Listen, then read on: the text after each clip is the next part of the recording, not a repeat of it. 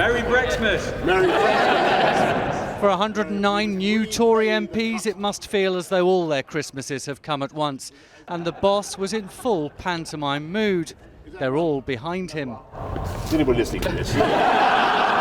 Voters listened in places where Conservatives had previously struggled to be heard. So it's all change, all change. 5 new Tory MPs from the North East setting off for Westminster.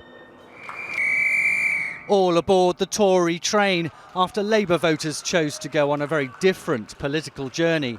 And today, 26-year-old Deanna Davison was at Parliament for her first day at work. Would you agree with the assessment that voters in your constituency have lent you their votes and they may well take them back? Well, I suppose time will tell, but my priority right now is delivering on those local priorities that I was campaigning on. The best way to get people to vote for me again is by making sure that I deliver on my pledges. Earlier in Downing Street, only a minor post-election reshuffle, so most familiar faces stay on.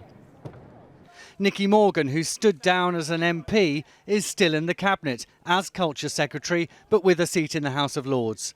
She tweeted saying, "Well, it turns out that leaving the Cabinet is harder than leaving the EU. I'm delighted to continue as Secretary of State as the PM focuses on delivering our mandate in the vital first weeks of this new government."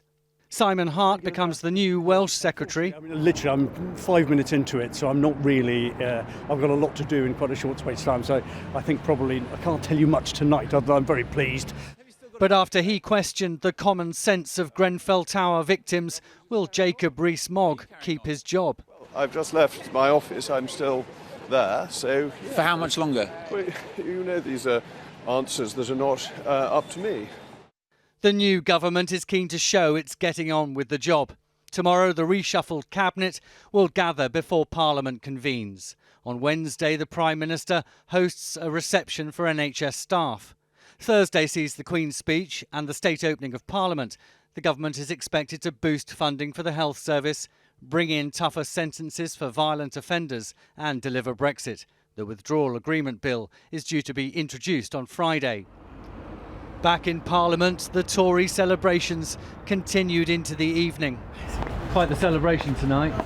Yes, it has been, yeah. This honeymoon period can't last, though, unless you deliver on the promises made to the people.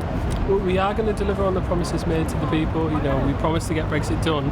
We're voting on that on Friday. We're going to get it done. But all this festive cheer won't last long if voters don't get what they've wished for. Angus Walker, News at 10, Westminster.